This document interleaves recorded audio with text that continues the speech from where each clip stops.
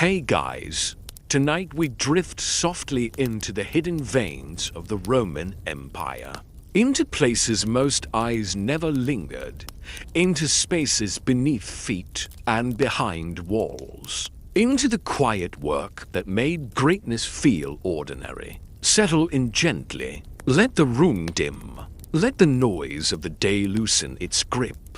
Like and subscribe if you enjoy these quiet journeys. Leave a comment sharing where you are listening from and what time the night has reached you. Tonight there is no rush. Tonight we walk slowly, as if along the worn stone road at dusk, following the unseen engineering that held an empire together without ever asking for praise. Rome was not only marble forums and shouting crowds. It was water moving patiently through stone channels. It was roads stretching into misty mornings. It was harbors breathing with the tide and drains carrying yesterday away. These were the systems that never stood in triumphal arches. Yet without them the arches would have stood alone and empty. Imagine the empire as a living body, vast and warm,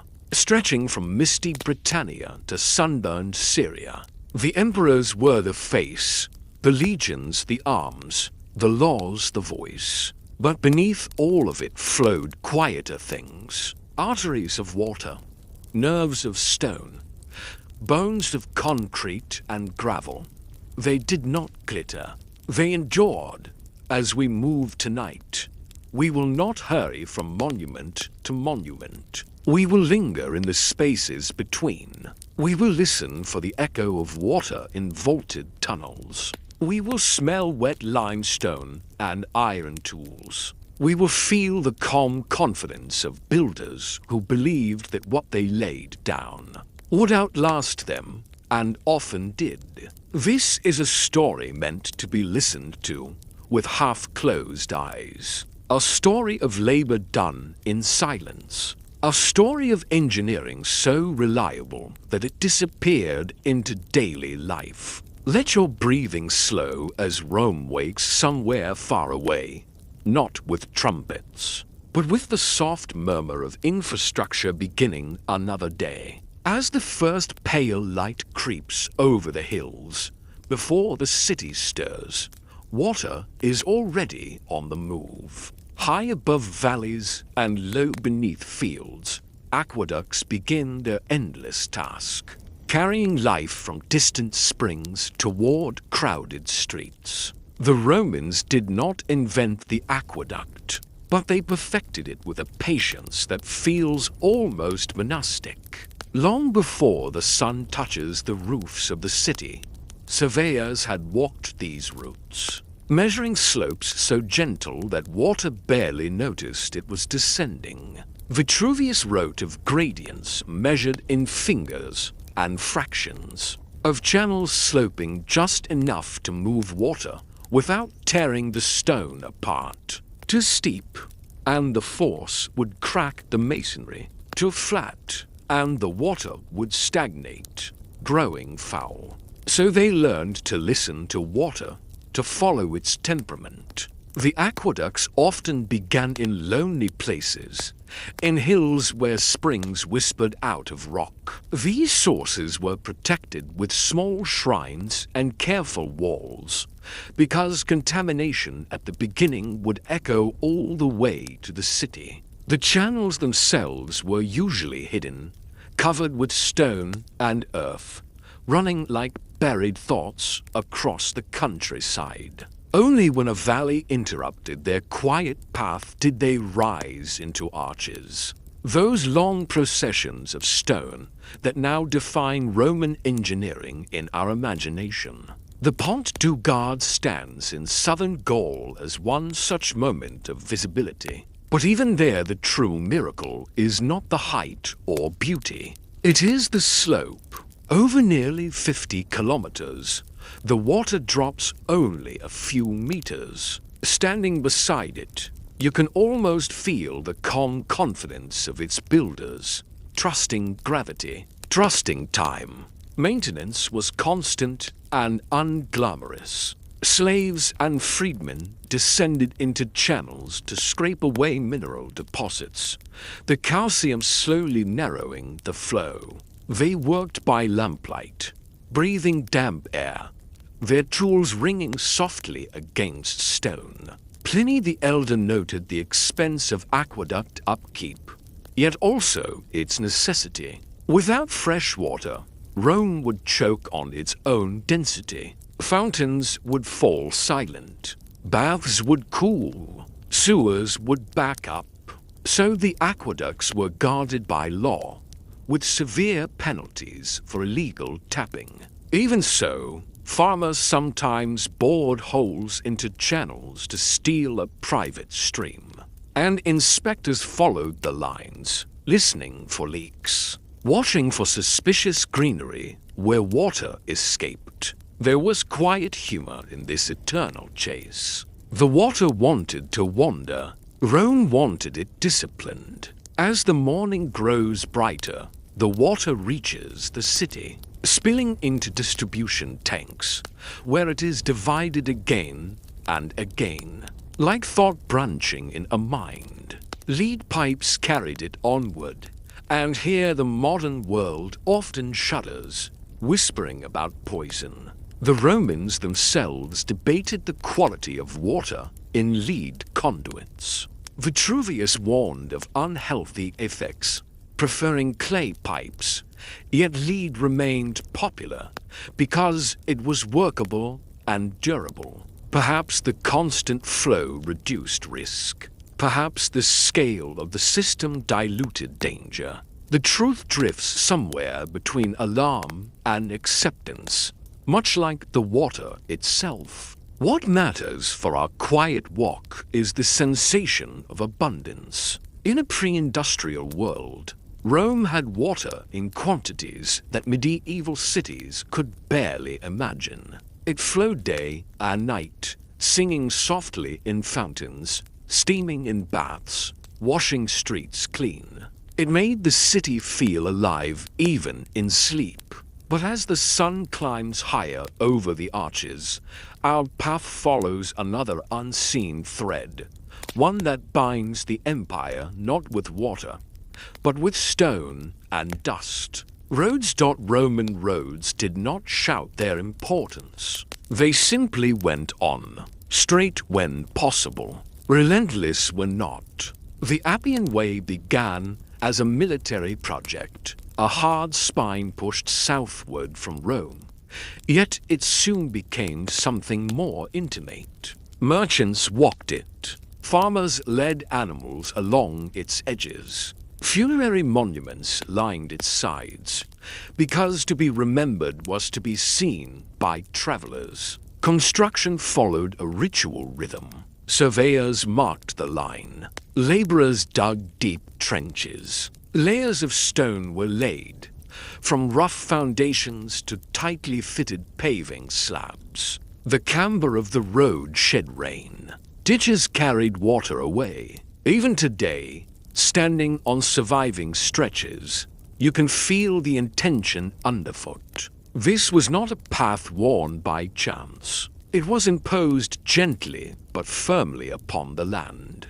Milestones appeared at regular intervals, quiet announcements of distance and imperial order. They did not hurry you. They reassured you. Maintenance again was constant. Local communities were responsible for sections, a shared burden and shared pride. When cracks appeared, they were filled. When stones loosened, they were reset. The road was a promise that movement would continue. Soldiers marching at dawn heard the rhythm of sandals on stone, a steady sound that carried across valleys. Carts creaked. Iron-rimmed wheels sang briefly, then faded. Dust rose in summer, mud clung in winter, yet the road remained. It shortened the world. Messages traveled faster.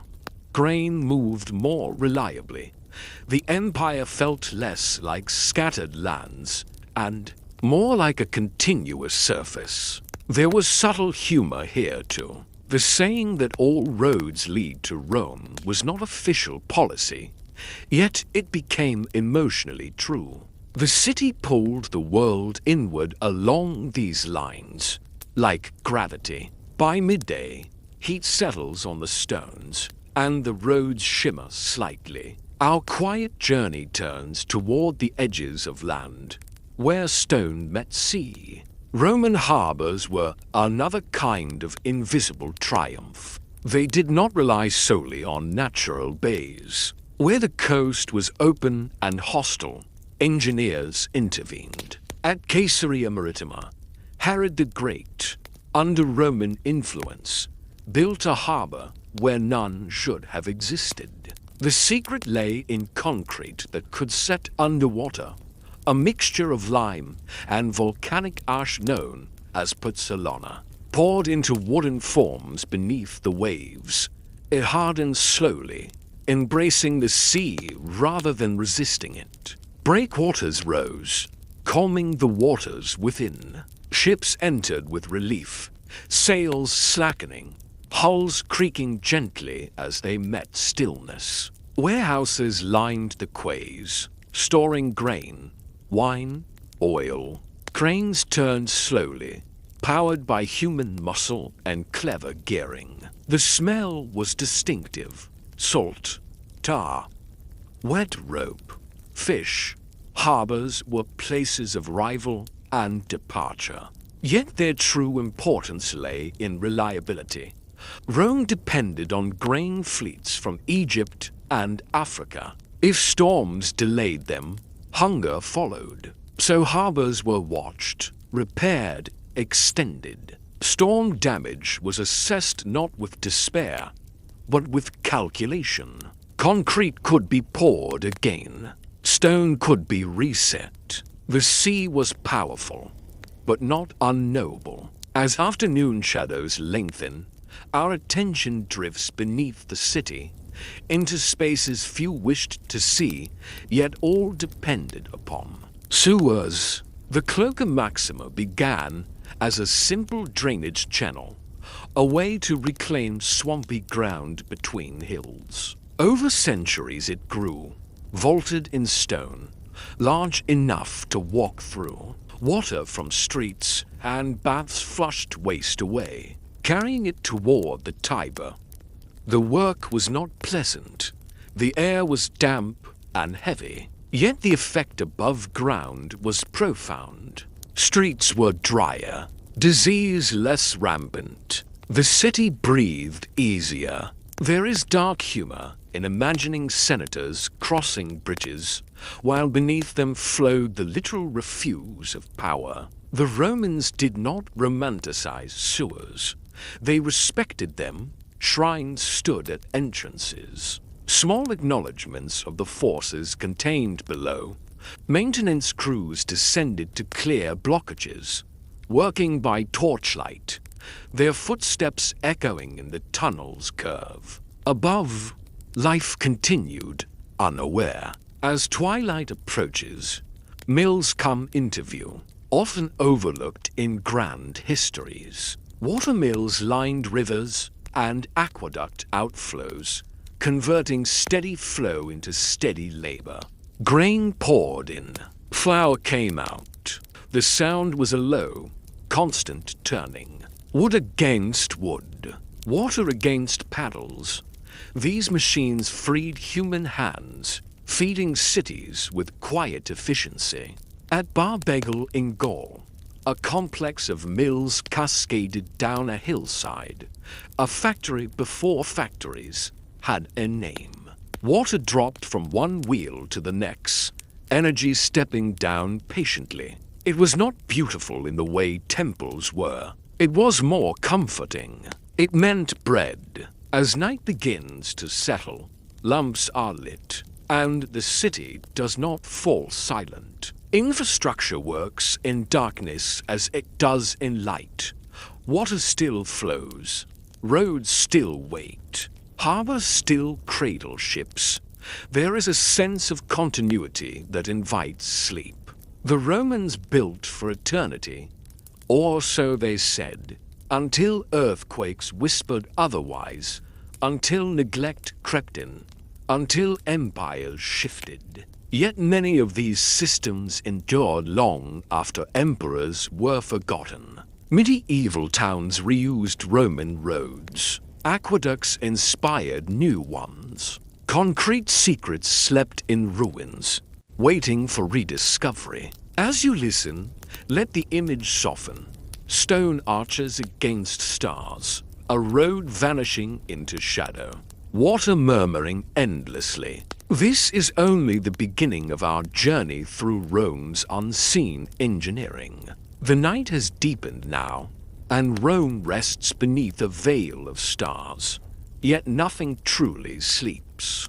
Beneath tiled roofs and silent streets, the unseen systems continue their patient work, as they always have. Water slides along stone channels. Roads wait in the darkness, cool and untroubled. The empire breathes slowly, evenly, like a vast animal at rest. We move onward without hurry, following the rhythm of these quiet mechanisms, letting their steadiness guide us deeper into calm. As the moon rises higher, its pale light touches the outskirts of the city first, where storage and supply lived far from marble temples. Here stood the Horia, the great warehouses of Rome. They were not grand to look at, yet they were masterpieces of practical engineering. Thick walls kept heat at bay.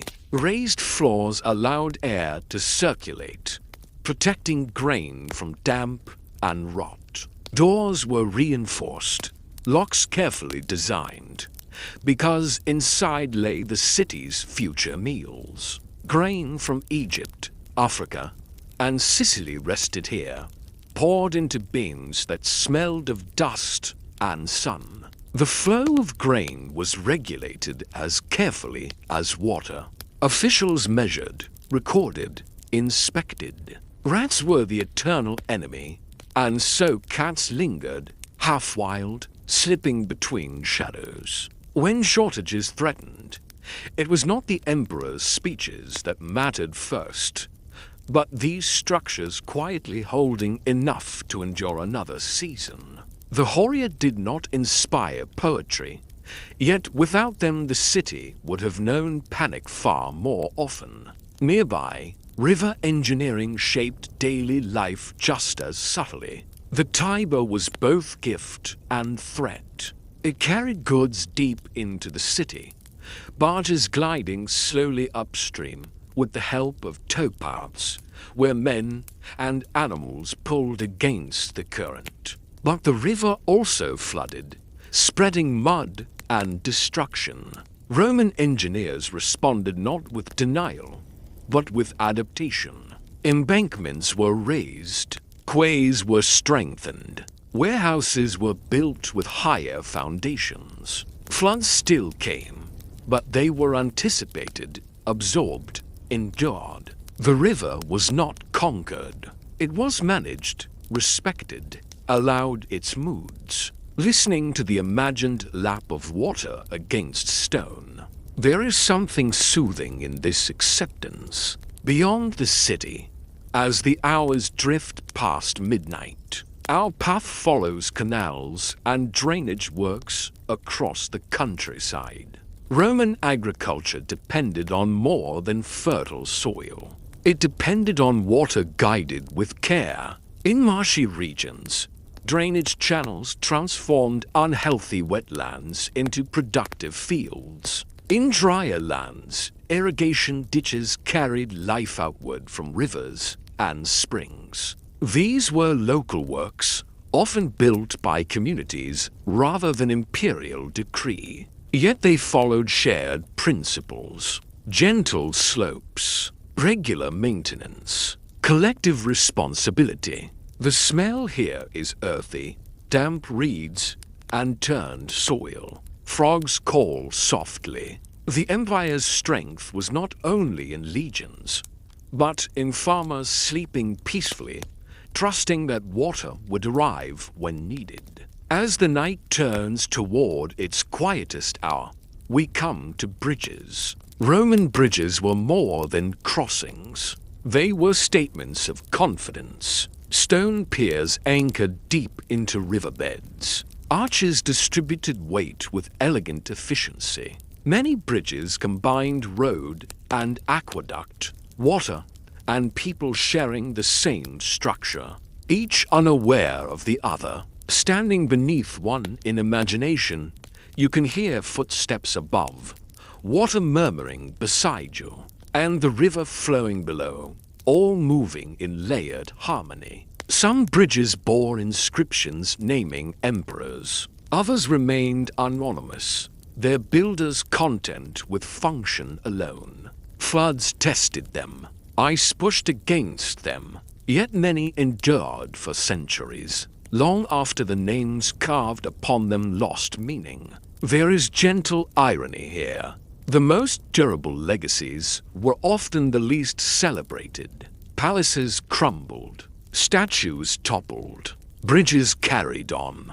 Moving inward again, we slip into the world of urban fire prevention, another quiet necessity. Rome burned often. Wooden structures, open flames, crowded streets made fire a constant companion. Engineering answered with organization and design. Streets were widened where possible. Building regulations limited overhanging balconies. Water access points were planned. The vigils, Rome's night watch, and firefighters patrolled after dark, listening for trouble. Their equipment was simple buckets, hooks, pumps. Yet the system worked because it was present. Infrastructure here was not only stone, but human routine. Night after night, the same routes were walked, the same wells checked. Safety grew from repetition. As the hours drift on, we descend again, this time into the baths. Even at night, some remained open, steam rising softly under lamplight. Bath complexes were engineering marvels disguised as leisure. Water arrived by aqueduct, heated by furnaces that burned constantly, tended by workers who fed fires with practiced rhythm. Hypercost systems sent warm air beneath floors and through walls, creating even heat. The scent was a mixture of smoke, oil, and damp stone. The baths required enormous resources, yet they justified themselves by keeping the population clean, social, and calm. It is easier to govern a city that can relax. Beyond Rome, similar systems spread across the empire, adapted to local conditions. In colder provinces, heating was emphasized. In hotter regions, ventilation and shade mattered more. Yet the underlying logic remained familiar.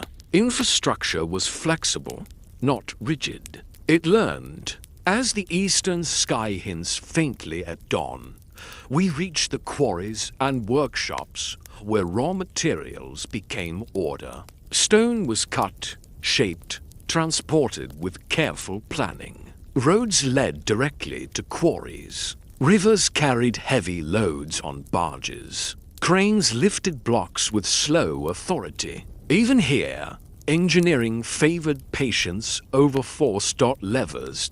Pulleys. Counterweights. Human strength amplified beyond understanding.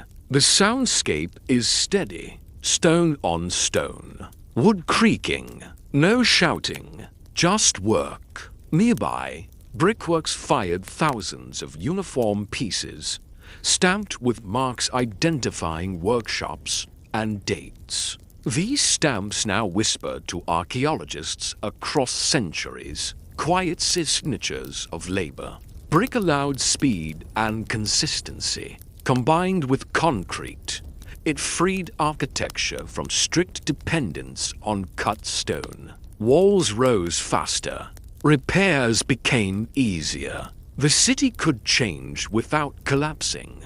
Concrete itself deserves another moment of attention as the night fades. Roman concrete was not inert. It interacted with water, growing stronger over time. Volcanic ash created chemical bombs that modern science still studies with admiration. Harbor piers submerged for millennia remain solid, their secrets locked in mineral crystals. The Romans did not know the chemistry in our terms. They knew results. They trusted mixtures refined by experience. There is comfort in this practical wisdom. Knowledge earned slowly, without hurry. As dawn finally approaches, birds begin to stir. The empire prepares to wake again. Bakers light ovens. Water splashes in fountains. Roads feel the first footsteps of another day. None of this requires speeches or ceremonies. It happens because unseen systems hold steady. We have wandered tonight through storage rooms and sewers, across bridges and fields, into baths and quarries. We have listened to the quiet labor that allowed Rome to feel eternal, even as time moved on. These infrastructures did not prevent decline. Nothing could, but they softened it. They carried people through centuries of change with a sense of continuity that is still palpable when you stand among ruins today. If your eyes are heavy now, let them close. Imagine water flowing gently through stone, endlessly patient. Imagine a road stretching into the pale light of morning, empty and calm. We will continue this journey deeper into the Empire's hidden systems in the next part, following the same slow rhythm, the same enduring stone. The light of morning has returned softly now, not sudden, not sharp, but spreading like a pale wash across stone and tile. Rome stirs again, not because someone commands it to, but because the systems beneath and around it continue their gentle work. This is where we drift next, into the quieter edges of daily life, into the spaces where engineering met habit, and habit slowly became tradition.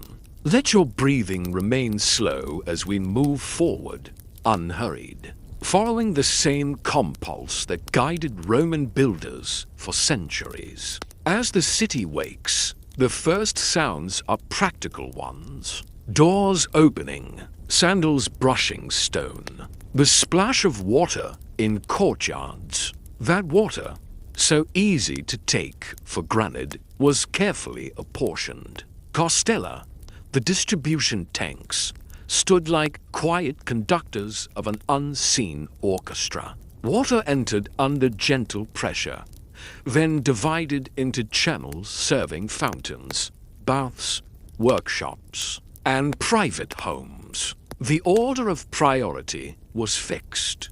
Public needs first, private luxury last. When supply dipped during dry seasons, fountains slowed, and the city accepted the change with a patience learned over generations. There is something deeply calming about this acceptance of limits, this understanding that even abundance must be shared thoughtfully. Within homes, plumbing was simple but effective. Pipes ran along walls. Small basins caught overflow. Courtyards collected rainwater into cisterns, adding another layer of security. The sound inside these houses was intimate. A trickle here, a drip there, the gentle echo of water on plaster.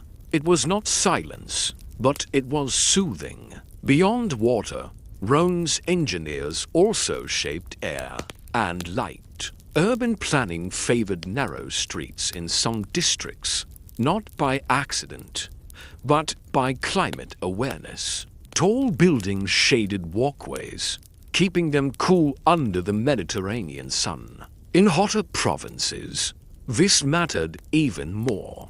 Architecture worked with environment, not against it. The city breathed through its streets, warmth rising, breezes finding paths between walls. As the morning progresses, our path leads us toward the edges of Roman power, where infrastructure acted as reassurance rather than control. Watchtowers dotted roads and frontiers, placed within sight of one another. They were simple structures, yet their positioning was precise. Signals passed from tower to tower, smoke by day, flame by night. News traveled faster than men could walk. There is something comforting in this quiet network of visibility, this knowledge that someone was always watching, always ready to respond.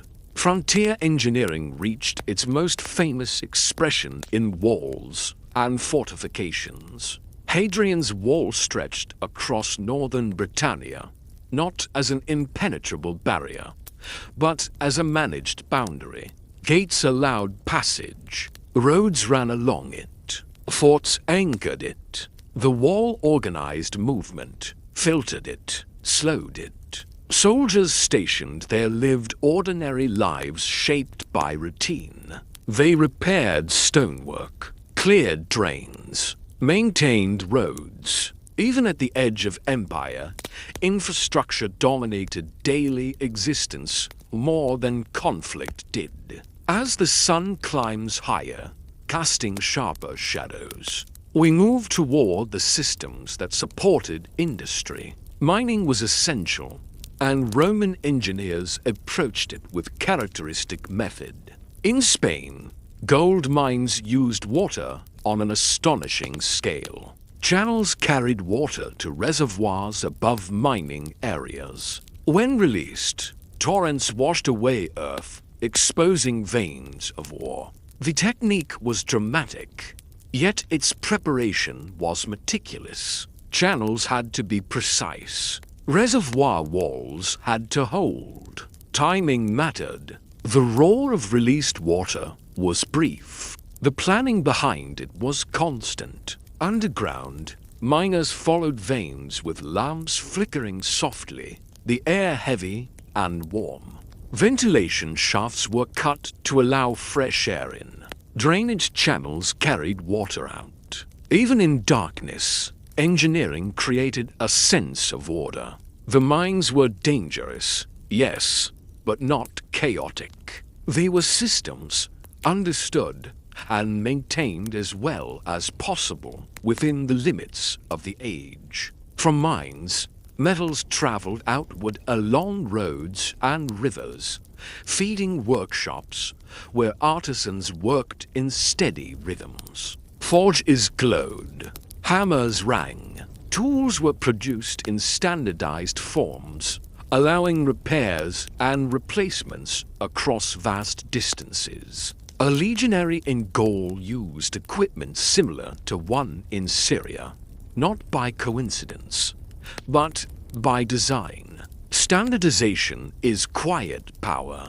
It reduces uncertainty. It makes the world feel predictable. By midday, markets hum softly. Goods arrive on carts whose wheels fit ruts worn by centuries of traffic. Market buildings themselves were engineered spaces, with covered roofs for shade, drains for waste, and open layouts for movement. Fish markets included channels to wash floors. Meat markets were positioned downwind when possible. These details rarely appear in grand histories, yet they shaped comfort and health. The Romans thought about smell, about flow, about how people moved through space. As afternoon heat settles in, storage again becomes important. Ice houses stored winter snow beneath layers of straw and earth, preserving coolness into summer months. Wine cellars were dug deep, temperature stable, darkness protective. Amphorae was stacked carefully, their shapes designed for stability and transport. Even the curve of a jar was a solution to a problem, refined over time. Our journey now drifts toward communication, another invisible thread. The cursus publicus, the imperial courier system, relied on roads, relay stations, and fresh animals. Messages passed from hand to hand, horse to horse, never stopping long. Stations provided rest, repairs, food. The system was regulated, its use restricted, because its efficiency was precious. When letters arrived quickly, provinces felt closer. Distance shrank. Time itself seemed more manageable. As shadows lengthen once more, we come to education and record keeping. Supported quietly by infrastructure, archives required dry, stable rooms. Libraries needed light without heat. Scrolls were stored carefully, protected from damp and insects. Knowledge survived because buildings protected it. Without controlled environments, ideas would have dissolved into dust. Even religion relied on engineering. Temples were oriented with care. Drainage protected foundations. Water features played roles in ritual cleansing. Sacred spaces remained calm because practical concerns were addressed beneath the surface. As evening approaches again, the city prepares for night. Oil lamps are filled. Streets glow softly. The vigils begin their rounds. Wells are checked. Gates are secured. Everything settles into a rhythm that has repeated for generations. Infrastructure here is not dramatic. It is reassuring. It tells the population, night after night, that tomorrow is likely to arrive much like today. This is perhaps the greatest gift these systems offered. Not grandeur, but predictability. Not spectacle, but stability. As you listen now, let that sense of steadiness sink deeper. Stone placed carefully, water flowing patiently, roads waiting quietly for the next traveler. We are not finished yet. There are still more unseen systems to wander through, more quiet spaces where Roman engineering shaped life without demanding attention. The evening has returned again, slow and unannounced, settling over the empire like a familiar cloak. Lamps glow softly behind shutters. Distant voices fade into murmurs. The great machine of Rome does not stop, but it quiets, easing into its night rhythm. This is where we continue, drifting gently through the lesser-noticed systems that worked best when no one thought about them at all, beyond the city walls, long before darkness fully settles. Watch posts and mile stations prepare for night. These were modest places, a few rooms, a hearth, a stable. Yet their placement was deliberate. Their spacing measured so that a traveler could always expect shelter within a day's journey. The Roman understanding of distance was deeply practical. It was not abstract. It was felt in the legs, in the hooves of animals, in the endurance of carts. Infrastructure responded to that reality.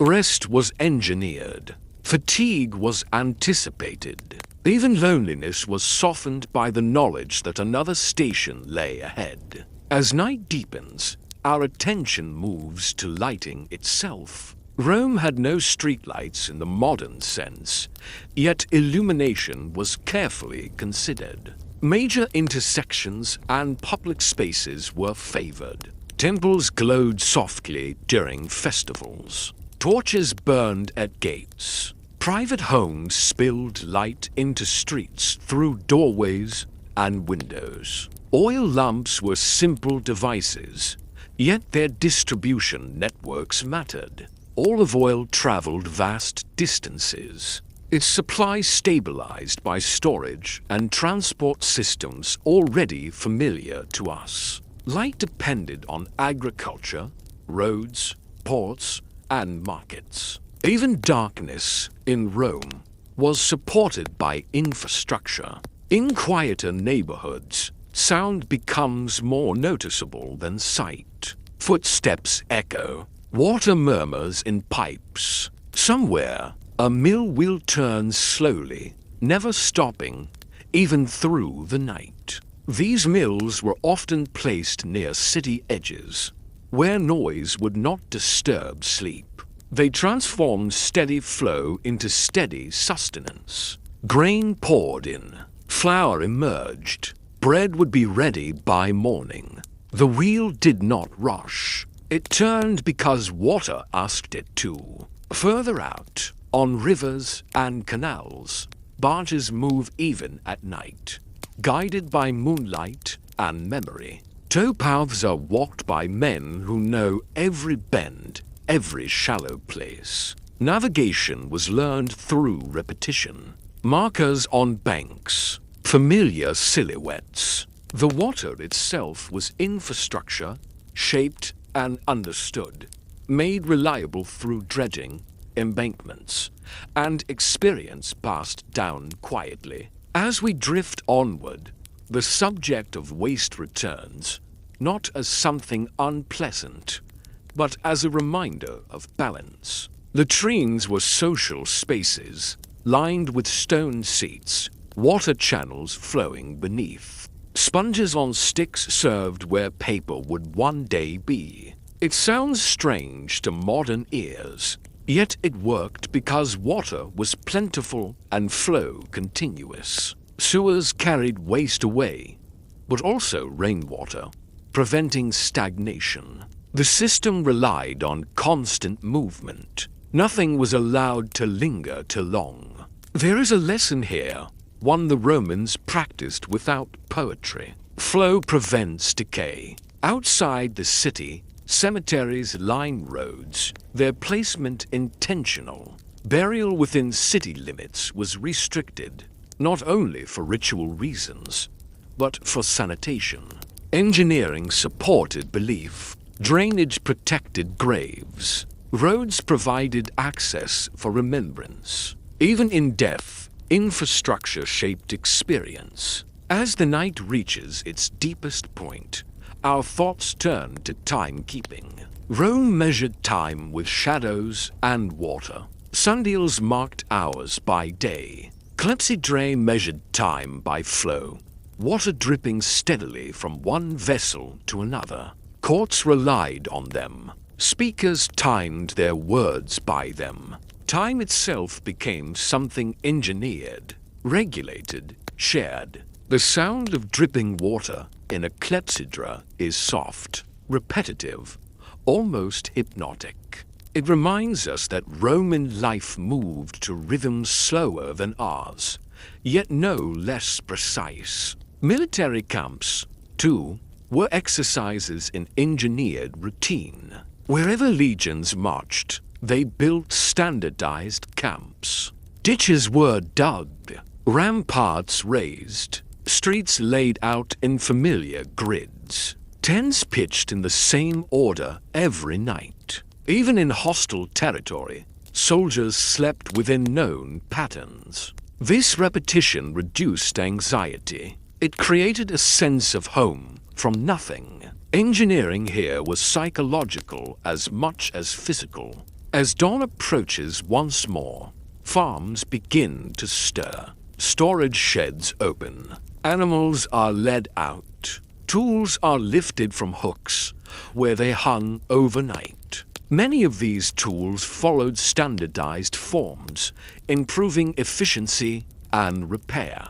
Plows cut familiar furrows. Water channels deliver moisture as expected. Agriculture thrived not because nature was controlled, but because it was anticipated. Engineering bridged the gap between uncertainty and routine. The sun's first light touches roofs again, and Rome prepares for another day. Nothing dramatic marks this transition. No trumpet announces the success of infrastructure. It simply continues. That continuity is its triumph. We have wandered through night watch stations and mills, latrines and lamps, timekeeping devices and military camps. Each system small on its own, together immense. They supported not only an empire's economy and military, but its sense of normalcy. People woke expecting water, expecting roads to be there, expecting food to arrive. These expectations allowed culture, art, and politics to flourish on top of a stable foundation. Let this sense of quiet reliability settle deeper now. Stone resting on stone, water moving without effort, time passing gently, measured by drops and shadows. There is still more to explore, more hidden systems and forgotten practices that kept Rome afloat in ways rarely celebrated. The night thins slowly now, like mist lifting from stone, yet the calm remains.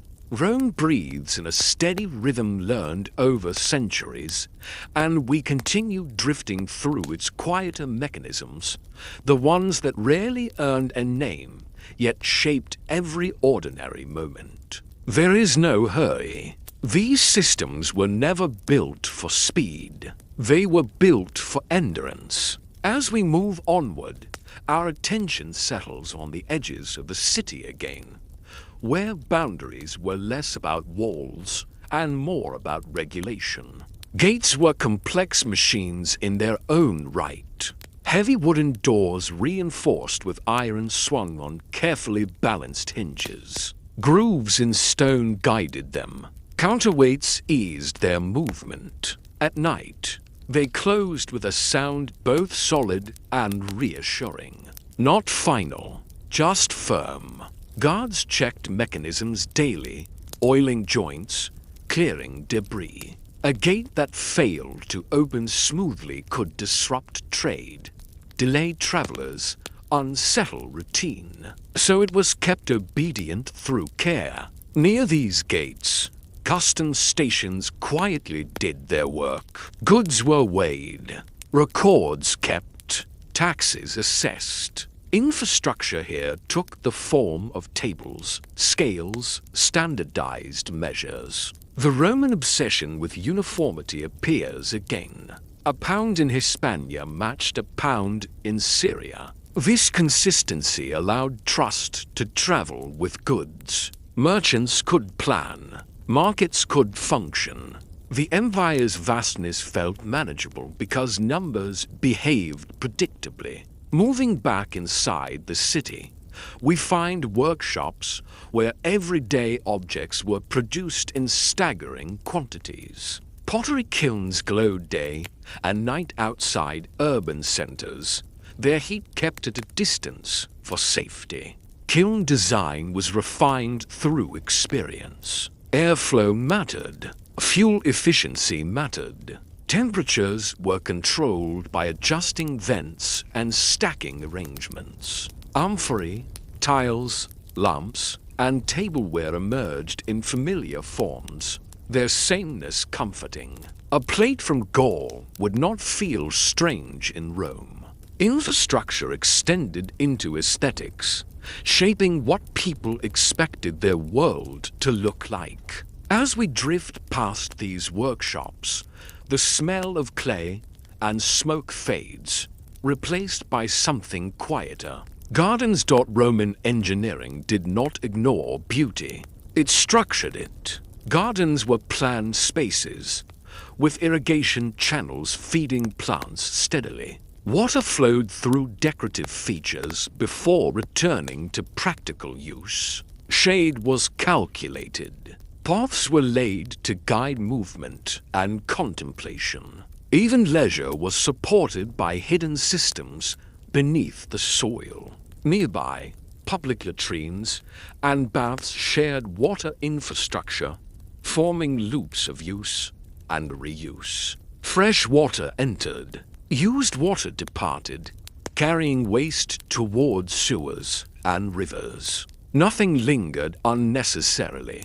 The cycle was constant, reliable. It is easy to forget how revolutionary this was in a world where many societies struggled with sanitation.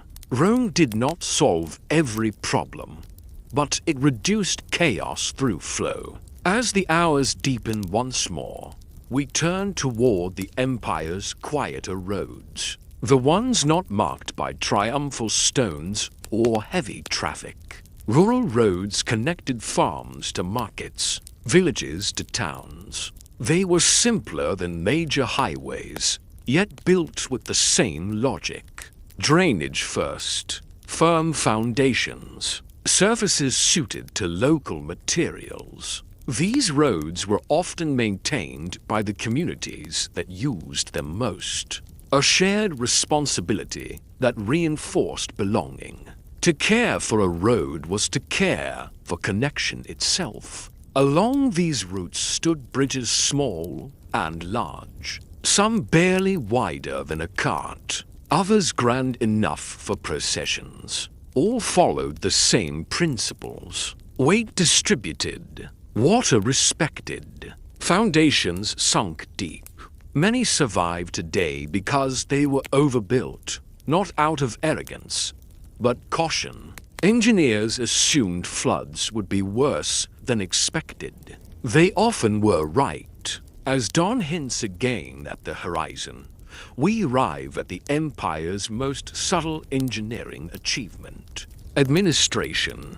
Census records, property surveys, tax assessments. These were systems of information supported by buildings, archives, trained officials, and standardized documents. Engineers measured land not only to build roads and aqueducts, but to understand ownership and obligation. The act of measurement itself became infrastructure. It allowed planning. It reduced disputes. It made the future feel calculable.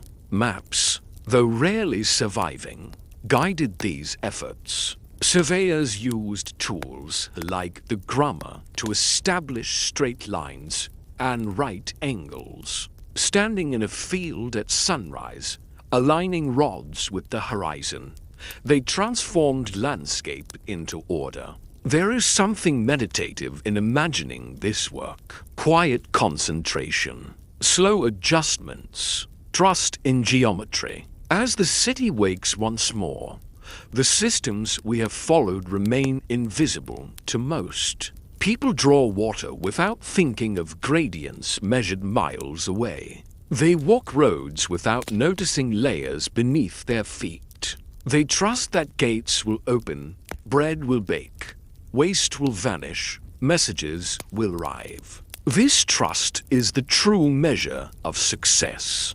Infrastructure that demands attention has already failed. We have now wandered through gates and workshops, gardens and kilns, roads and records, each system modest alone. Together, they formed a web strong enough to support millions across continents. Rome's power did not rest solely on conquest.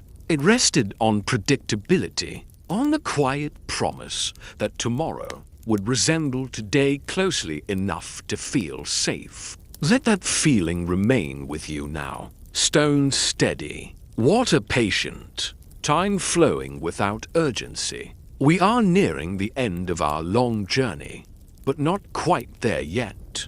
There are still reflections to make, threads to gather, images to let fade gently into rest. The journey slows now, not because there is nothing left to say, but because the empire itself begins to recede into a gentler distance. The systems we have followed do not vanish. They simply grow quieter, like footsteps fading along a stone corridor. This is the hour when reflection comes naturally, when the mind drifts without effort, and the weight of history feels less like a burden and more like a steady presence beside you.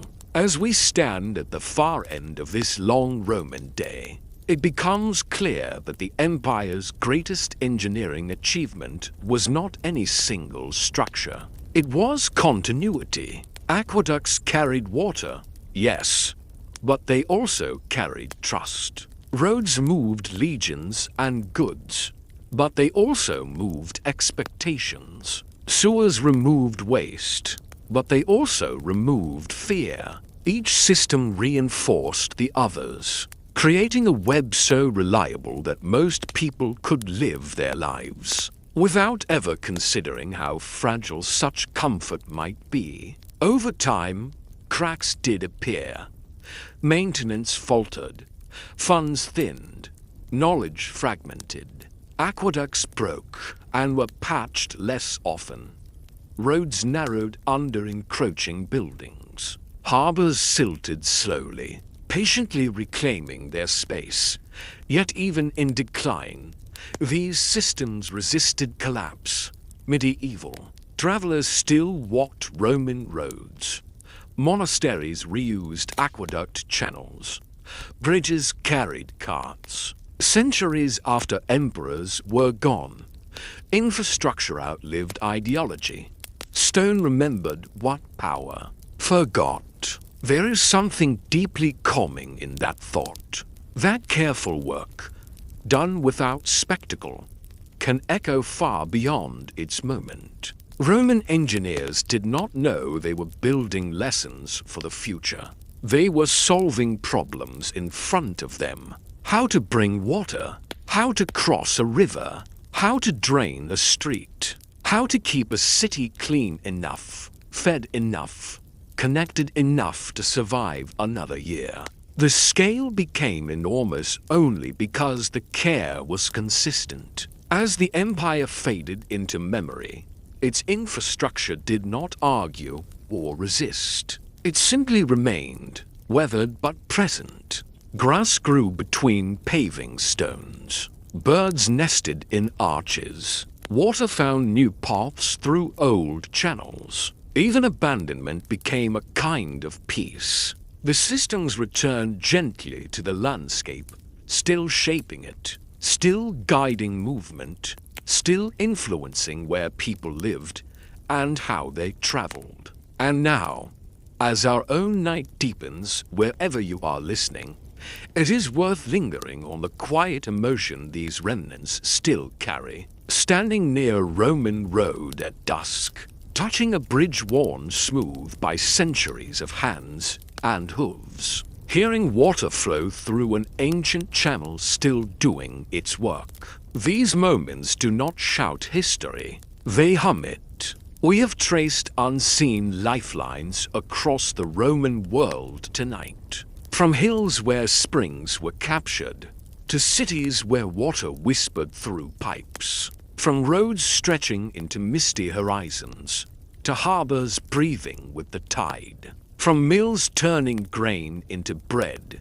to sewers carrying yesterday away. None of it demanded admiration. It only asked to function. And in functioning, it allowed millions of ordinary lives to unfold. If your eyes are heavy now, let them close. Imagine the last light fading on stone arches. Imagine water continuing its endless journey, untroubled by centuries. Imagine a road resting quietly, waiting for no one in particular. History does not end here. It simply grows quieter. Thank you for drifting with me through this long, calm exploration of Rome's unseen engineering. If you enjoy these slow journeys through forgotten systems and silent spaces, remember to like and subscribe. Leave a comment sharing where you are listening from and what hour of the night or day has found you here. For now, let the Empire sleep again. Let the stone cool. Let the water flow on without us. And as the echoes fade, allow yourself to rest, carried gently by the same steady rhythm that once held an empire afloat.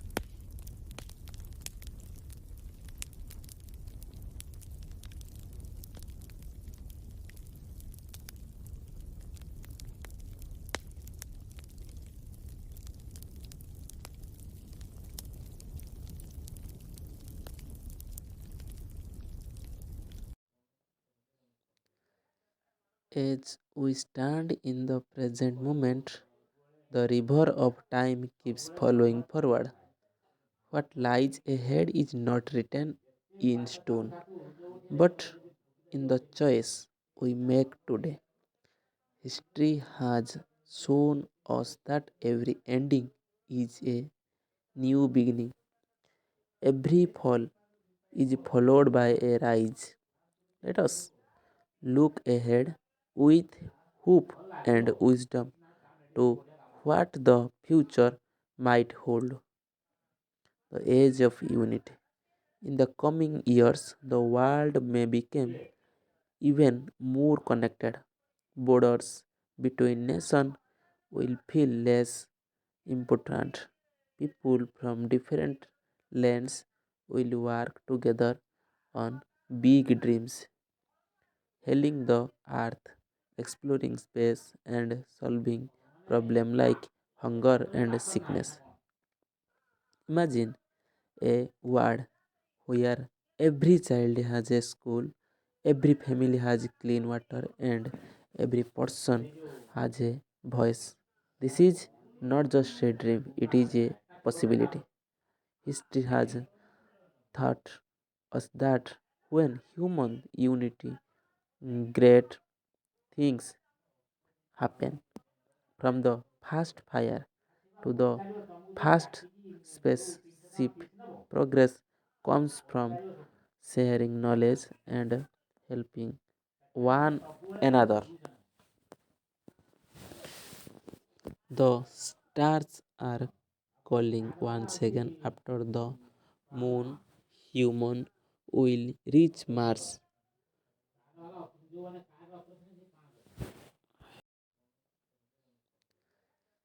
As we stand in the present moment, the river of time keeps flowing forward. What lies ahead is not written in stone, but in the choice we make today. History has shown us that every ending is a new beginning. Every fall is followed by a rise. Let us look ahead with hope and wisdom to what the future might hold. The age of unity. In the coming years, the world may become even more connected. Borders between nations will feel less important. People from different lands will work together on big dreams, healing the earth, exploring space, and solving problems like hunger and sickness. Imagine a world where every child has a school, every family has clean water, and every person has a voice. This is not just a dream, it is a possibility.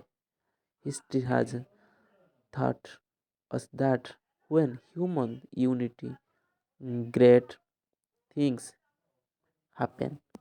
From the first fire to the first spaceship, progress comes from sharing knowledge and helping one another.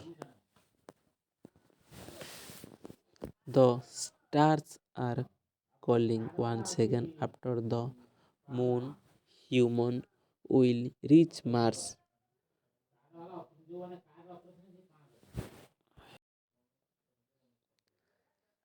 As we stand in the present moment, the river of time keeps flowing forward.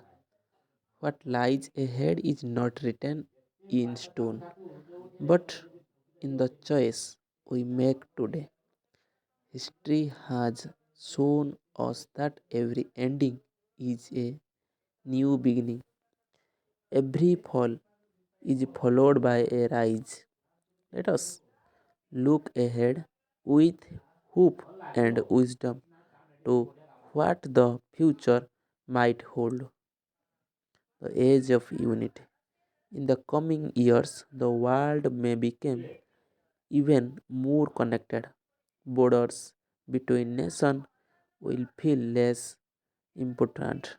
People from different lands will work together on big dreams, healing the earth, exploring space, and solving problems like hunger and sickness. Imagine a world where every child has a school, every family has clean water, and every person has a voice. This is not just a dream, it is a possibility. History has taught us that when human unity, great things happen.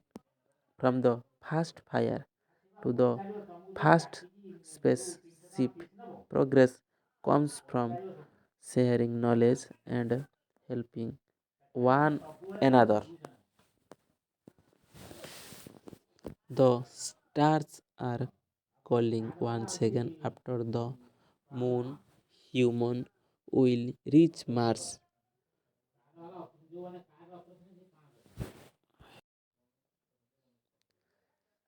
As we stand in the present moment, the river of time keeps flowing forward.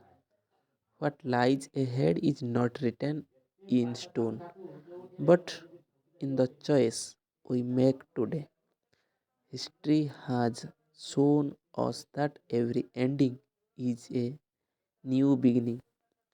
Every fall is followed by a rise. Let us look ahead with hope and wisdom to what the future might hold. The age of unity. In the coming years, the world may become even more connected. Borders between nations will feel less important. People from different lands will work together on big dreams, healing the earth, exploring space, and solving problems like hunger and sickness.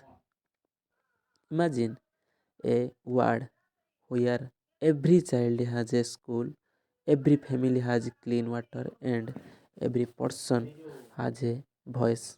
This is not just a dream, it is a possibility. History has taught us that when human unity, great things happen. From the first fire to the first spaceship, progress comes from sharing knowledge and helping one another. The stars are calling once again after the moon.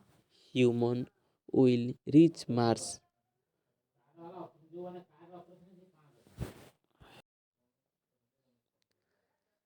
As we stand in the present moment, the river of time keeps flowing forward. What lies ahead is not written in stone, but in the choice we make today. History has shown us that every ending is a new beginning. Every fall is followed by a rise. Let us look ahead with hope and wisdom to what the future might hold. The age of unity. In the coming years, the world may become even more connected. Borders between nations will feel less important. People from different lands will work together on big dreams, healing the earth, exploring space, and solving problems like hunger and sickness. Imagine a world where every child has a school, every family has clean water, and every person has a voice. This is not just a dream, it is a possibility. History has taught us that when human unity, great things happen. From the first fire to the first spaceship, progress comes from sharing knowledge and helping one another. The stars are calling once again after the moon. Human will reach Mars.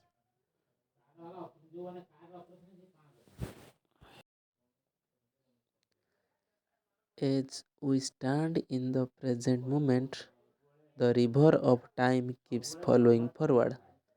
What lies ahead is not written in stone, but in the choice we make today.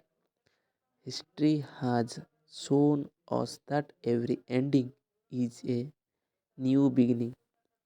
Every fall is followed by a rise.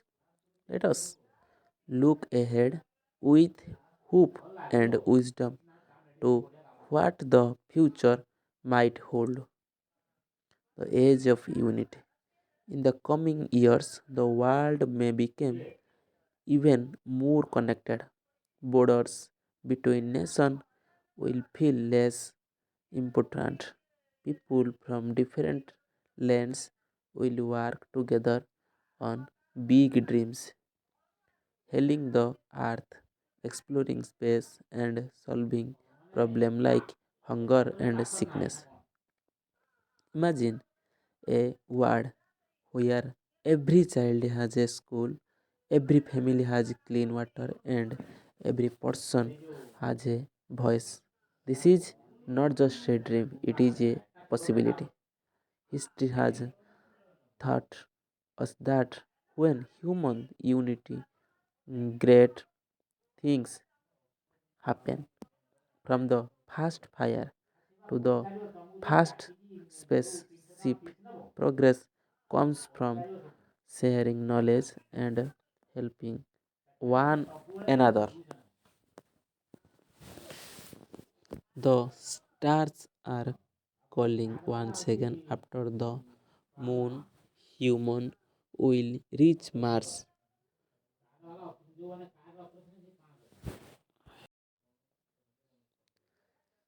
As we stand in the present moment, the river of time keeps flowing forward. What lies ahead is not written in stone, but in the choice we make today. History has shown us that every ending is a new beginning. Every fall is followed by a rise. Let us look ahead with hope and wisdom to what the future might hold. The age of unity. In the coming years, the world may become even more connected. Borders between nations will feel less important. People from different lands will work together on big dreams, healing the earth, exploring space, and solving problems like hunger and sickness. Imagine a world where every child has a school, every family has clean water, and every person has a voice. This is not just a dream, it is a possibility. History has taught us that when human unity, great things happen. From the first fire to the first spaceship, progress comes from sharing knowledge and helping one another. The stars are calling once again after the moon. Human will reach Mars.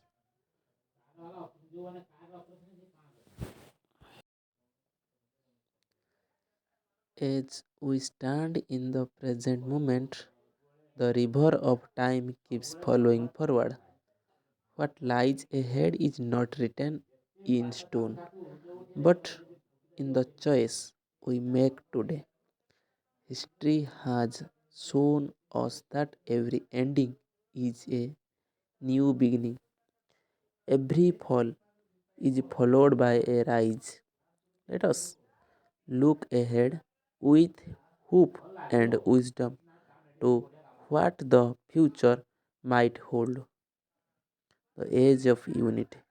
In the coming years, the world may become even more connected. Borders between nations will feel less important. People from different lands will work together on big dreams, healing the earth, exploring space, and solving problems like hunger and sickness. Imagine a world where every child has a school, every family has clean water, and every person has a voice. This is not just a dream, it is a possibility. History has taught us that when human unity, great things happen. From the first fire to the first spaceship, progress comes from sharing knowledge and helping one another. The stars are calling once again after the moon. Human will reach Mars